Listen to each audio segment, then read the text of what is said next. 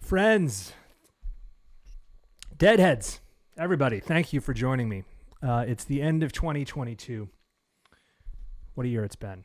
Before we start, I would like to thank my good friends at Black Throated Mercantile for providing headwear to the show, our first sponsor. I will include a link to their big cartel in the description. I met these guys on the lot in Philly this past summer, and I've bought a bunch of hats from them, and they were kind enough to send me this one. And the channel picked up its first sponsor. So thanks to Black Throated Mercantile out of Colorado and Deadlot, and we thank you for everything.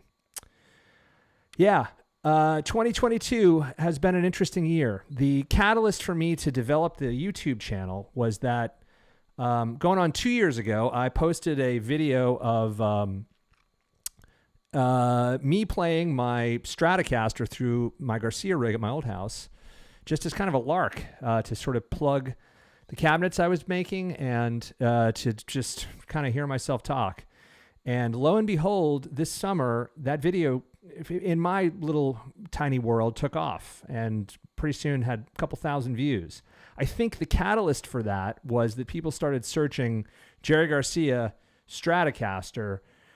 And I think the reason that people were driven to that search was that the Fender Custom Shop put out their, surprise to me, replica of Garcia's Alligator, made famous on the 1972 European tour, which now we find ourselves 50 years, or rather the tour finds itself 50 years in our rearview mirror, which is pretty remarkable. So I thought I just would talk a little bit about 1972 and its significance, and what I kind of consider is the dawn of the custom dead. The band had been using pretty much stock stuff, but the Alligator is just a fantastic analog of the direction that they started going in gear-wise and progressed all the way through to the very end. And in addition to that, I would say you could make a very strong case that the modern Grateful Dead songbook was kind of launched in 1972, late 71, 1972.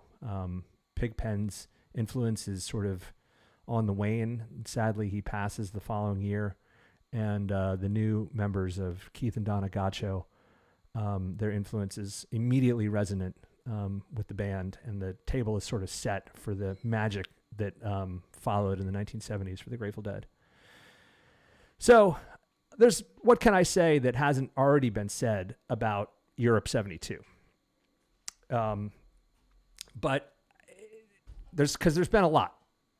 The Grateful Dead themselves put out an excellent podcast hosted by my friend Jesse Jarno. If you haven't had a chance to listen to that, please do so. It's phenomenal.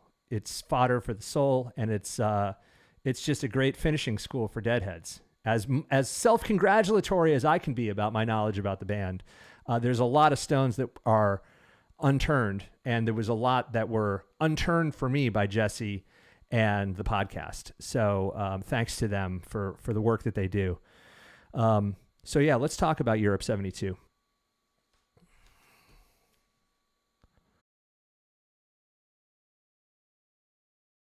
The triple LP that followed the tour, made in 1972. They began in England and toured around the continent, and put out this seminal work.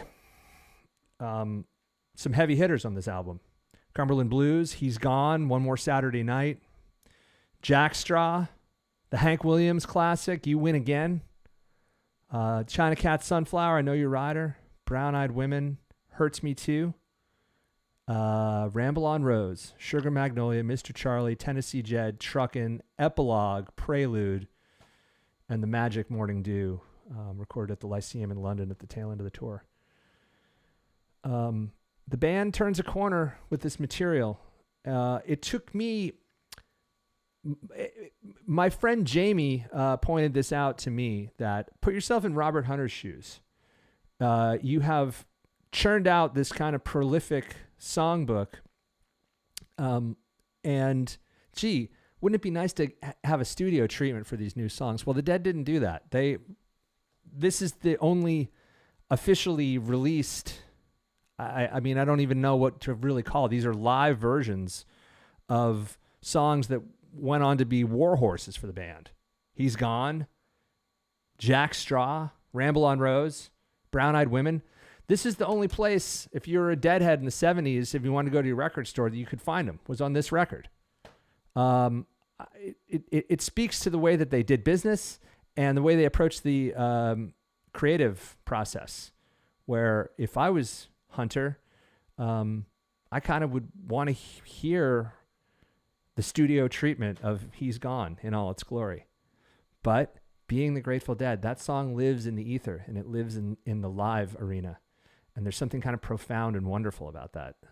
No other rock and roll ensemble would do that kind of thing. But the Grateful Dead did, and they made it work. And they're really the only band that I can think of that sort of has this beloved canon of material that only exists in the live arena. And it's kind of the essence of the group. Yeah. Europe 72 was a turning point for the band. They toured Europe in the spring with 2 buses and something like 50 people. There's great stories about the Warner Brothers executives tying themselves in knots about the amount of money they were spending. And that was the catalyst for the 3 LP super release that followed to try to recoup some of that. The band was, these guys were in their late 20s, early 30s, playing with the house's money. Who cares what Joe Smith thinks, right? We're going to go have some fun in Europe and do it our way. And they certainly did. The Birkenshaw Festival, the Lyceum, the shows in Copenhagen, the shows in Paris, the made-up show in Lyon, I think, perhaps. Anyway, like I said, there's more academic treatments of Europe 72. I just kind of want to talk about the sound of the band and the Dead in transition.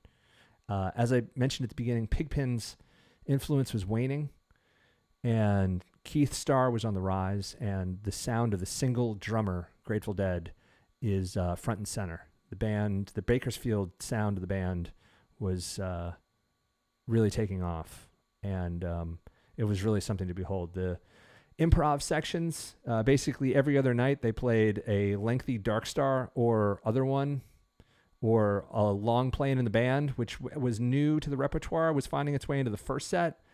Donna Jean would be brought out for playing in the band. And if watching the concert footage that's available, it's a group of guys and gals that are just on fire. They could see that I think they had magic in the works. And what we're left with 50 years later is the record set of Europe 72. There was a follow-up, Volume 2 that was put out. And then luckily for us as Deadheads, it's all out there to be streamed. All the shows that were released however many years ago that was, you can now hear on Spotify and dive into that fantastic Birkenshaw Dark Star. And please do, because it is really something to behold. It's what Weir would call in a interview with David Gans a number of years later, the space music era. And it really kind of was a cosmic voyage of free improv. And there was nobody else doing it the way they were doing it. The axe that was made famous was Jerry's Alligator, famously given to him by Graham Nash, modified by Rick Turner, probably a little bit Bear, I would think, had some input into that process. It was very much a DIY approach. And by the time they're on the road in Europe, is sort of not anything looking like not anything resembling a stock Fender Stratocaster. The bridge is different. The tuning pegs are a little different. There is a preamp, a Strata-Blaster on board. And the sound for clarity, I guess, but also a pretty gained up instrument that could really drive those Fender amplifiers and the JBL D120s into a crunchier sound, but yet using single coil pickups, was in the works. And it continued to be a work in progress throughout the 1970s. I got some comments in previous videos about Jerry being a tone chaser, and I think that is true. However, I think that what drove the Grateful Dead more than anything was reliability. They wanted gear that worked. Granted, they weren't using it to spec like we talked about in the Macintosh video. They were driving the tubes and the amps pretty hard, and they were putting things in the guitars to make them sound a little brighter, or tweaking the tone stacks of the amplifiers themselves to try to achieve a clearer sound. But as anybody that's wrenched on their car will find out, that if you don't run it to spec, you're kind of potentially in some trade-offs for speed or clarity or whatever, you're going to maybe make some wear and tear trade-offs. So they did burn through a tremendous amount of stuff trying to achieve the sounds that they were chasing. And I think what drove a lot of that was just looking for stuff that would work for them year after year, night after night. And that journey is kind of what I'm trying to document maybe a little bit of here on the channel. Garcia's Gator and the Bakersfield Stratocaster sound is, lives for the ages on the Europe 72 record. And it took me into my 40s to really deep dive myself, really sit down with the attention span it required to just give the material a really good listening to. And, things like the Dead Pod or some of the books I've read do fill in the stories, but the music stands up for itself. And it's there for all of us to enjoy. Europe 72, 50 years on. The songs kind of live on and have taken on a life of their own. As for us here at Camp Crazy Legs, I'm looking forward to 2023. We're about to launch a website, and there's more to talk about regarding just the nuts and bolts of the Garcia tone and the rig, and the guitars and all the different sounds and all the different eras. There's a lot of onions. There's a lot of layers in the onion to peel back. So I hope you'll stick with us for the journey. It's going to be a good one.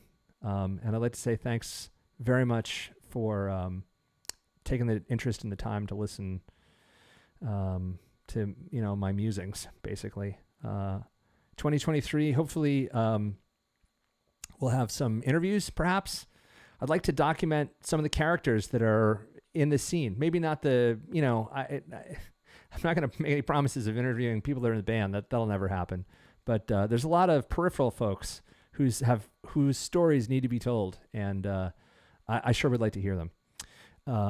With all that said, it's truly an honor to be able to talk about this stuff, and it's an honor to have you take the time to hear what I have to say. So thanks very much for joining us, and we'll see you again in the future. Thank you.